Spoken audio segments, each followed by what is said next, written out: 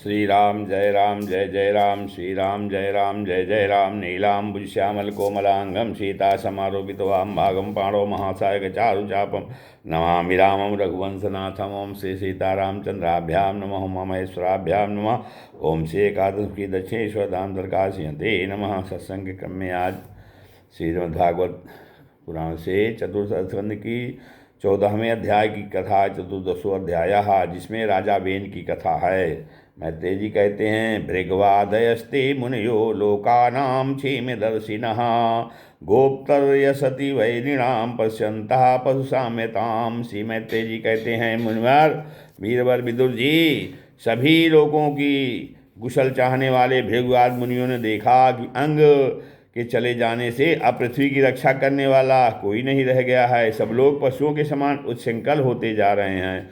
तब उन्होंने माता सुनीता की सम्मत से मंत्रियों के सम्मत न होने पर भी बेन को भूमंडल के राजपद पर अपसित कर दिया। बेन बड़ा कठोर शासक था। जब चोर डाकुओं ने सुना कि वही राज सिंहासन बैठा है, तब सबसे डरे हुए चूहों के समान वे सब तुरंत ही जहाँ तहाँ छिप गए।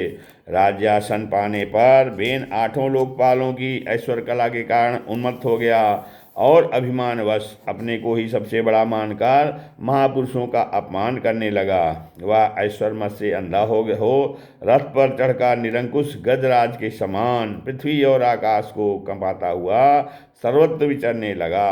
कोई भी द्विजाति वर्ण का पुरुष कभी किसी प्रकार का यज्ञ, दान और हवन ना करे। अपने राज्य में यह ढिढोरा पिटवा कर उसने सारे धर्म कर्म बंद करवा दिए।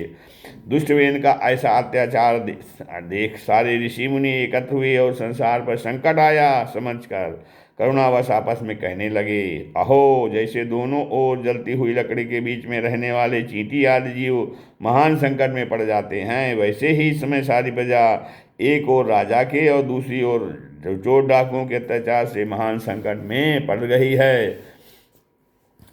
हमने अराजकता के भय से ही अयोग्य होने पर भी बेन को राजा बनाया था, किंतु अब उससे भी प्रजा को भय हो गया है। ऐसी अवस्था में प्रजा को किस प्रकार सुख शांति मिल सकती है। सुनी था कि कोख से उत्पन्न हुआ यह बेन स्वभाव से ही दुष्ट है, परंतु सांप को दूध पिलाने के समान इसको पालने वालों के लिए अनर्थ का कारण हो गया। हमने इसे प्रजा की रक्षा करने के लिए नियुक्त किया था, ऋषि कहते हैं, और यह आज तो उसी को कष्ट नष्ट करने पर तुला है। इतना सब होने पर भी जब हम इसे समझाते हैं तो इसे समझाना अवश्य चाहिए। ऐसा करने से इसके किए हुए पाप हमें स्पर्श नहीं होंगे। तो कहते हैं कि ऋषि कहते हैं कि हमने तो जानबूझकर दुराचारी राजा बेन को राजा बनाया था, किंतु समझाने पर भी यह समझने यह जो है हमारी बात नहीं समझ मानेगा, तो लोग के धिक्कार से दग्ध हुए इस दुष्ट को हम अपने तेज से भस्म कर देंगे।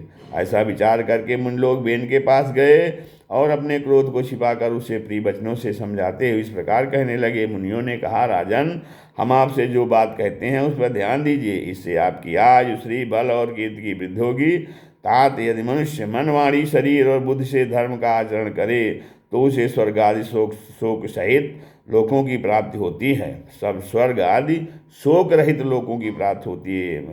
यदि उसका निष्काम भाव हो तब तो वही धर्म उसे अनंत मोक्ष पद पर पहुंचा देता है। इसलिए वीरवर, प्रजा का कल्याण रूप वह धर्म आपके कारण नष्ट नहीं होना चाहिए। धर्म के नष्ट होने से राजा भी ऐश्वर्य से च्युत हो जाता है। जो राजा दुष्ट मंत्री और चोर आदि से अपनी प्रजा की रक्षा करते हुए न्यायानुकूल कर लेता है, वह इस लोक में और परलोक में दोनों जगह सुख पाता है।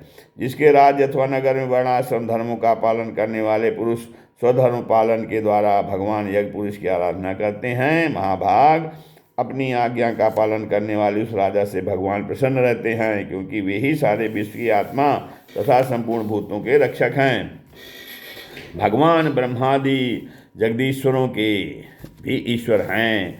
उनके प्रसन्न होने पर कोई भी वस्तु दुर्लभ नहीं रह जाती। तभी तो इंद्रादि लोकपालों के सहित समस्त लोग उन्हें बड़े आदर से पूजोपहार समर्पण करते हैं। राजन, भगवान श्रीहरि समस्त लोकपाल और यज्ञों के नियंता हैं।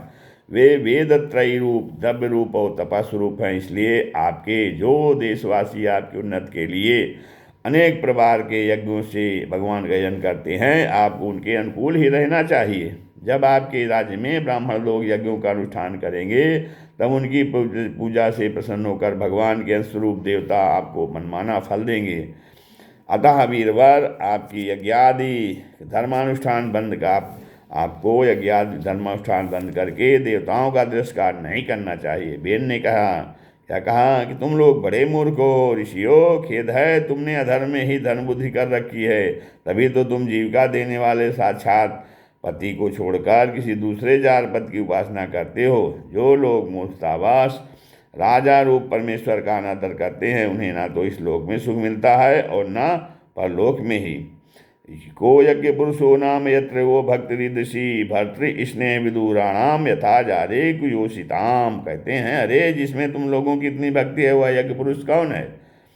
यह तो ऐसी ही बात हुई जैसे उल्टा स्त्रियां अपने विवाहित पद से प्रेम न करके किसी पर पुरुष में आसक्त हो जाएं। विष्णु ब्रह्मा महादेव इंद्र वायु यम सूर्य मेघ कुबेर चंद्रमा पृथ्वी अग्नि और वरुण तथा इनके अतिरिक्त जो दूसरे वर और शाप देने में समर्थ देवता हैं वे सब के सब राजा के शरीर में रहते हैं। इसलिए राजा सर्वदेवमय है और देवता उसके अंश मात्र हैं। इसलिए ब्राह्मणों तुम मत्सरता छोड़कर अपने सभी कर्मों द्वारा मेरा ही पूजन करो और मुझे को बलि समर्पण करो। भला मेरे सिवा और कौन अग्र पूजा का अधिकारी हो सकता है? तो श्री मैत्रेय जी कहते हैं इस प्रकार विपरीत बुद्ध होने के कारण वह अत्यंत पापी और कुमारगामी हो गया था। उसका पुण्य क्षीण हो चुका था। इसलिए मुनियों के बहुत विनयपूर्वक प्रार्थना करने पर भी उसने उनकी बात पर ध्यान न दिया। कल्याण रूप विदुर जी, अपने को बड़ा बुद्धिमान समझने वाले वेन ने जब उन मुनियों को इस प्रकार अपमान किया तब अपनी मांग को व्यर्थ हुए देख वे उस पर अत्यंत कुपित हो गए। मार डालो, इस स्वभाव से ही दुष्ट पापी को मार डालो। यदि यह जीता रह गया तो कुछ ही दिनों में संसार को अवश्य भस्म कर डालेगा। यह दुराचारी किसी प्रकार राज सिंहासन के योग्य नहीं है, क्योंकि यह निर्लज्ज साक्षात यज्ञपद श्री विष्णु भगवान की निंदा कर रहा है।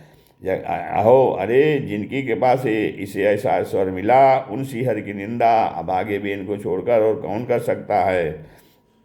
इस प्रकार अपने छिपे हुए क्रोध को प्रकट कर उन्होंने उसे मारने का निश्चय कर लिया।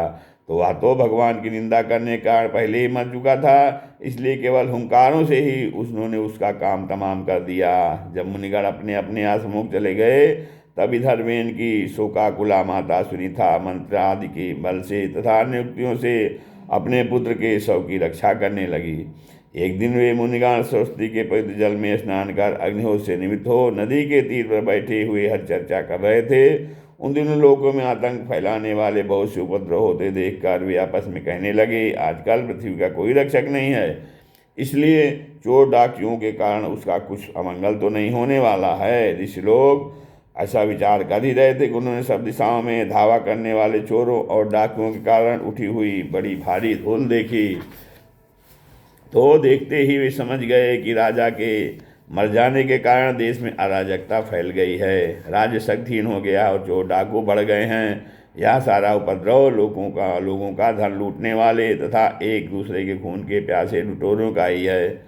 अपने देश से अथवा तपोबल से लोगों की ऐसी कुवृत्ति से रोकने में समर्थ होने पर भी ऐसा करने में हिंसा दोष देखकर उन्होंने इसका कोई निवारण नहीं किया। फिर सोचा कि ब्राह्मण यदि समदर्शी और शांत स्वरूप भी हो तो भी दोनों दीनों की उपेक्षा करने से उसका तप उसी प्रकार नष्ट हो जाता है जैसे फूटे हुए घड़े में से जल बह जाता है। फिर राजर्षि अंग का वंश भी नष्ट नहीं होना चाहिए, क्योंकि इसमें अनेक अमोघ शक्ति और भगवत प्राण राजा हो चुके हैं।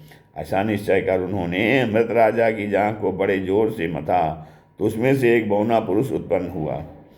वह कौवे के समान काला था। उसके सभी अंग और खासकर भुजाएं बहुत छोटी थी, जबड़े बहुत बड़े, टांगें छोटी, नाक चपटी, नेत्र लाल और केश तांबे के से रंग के थे।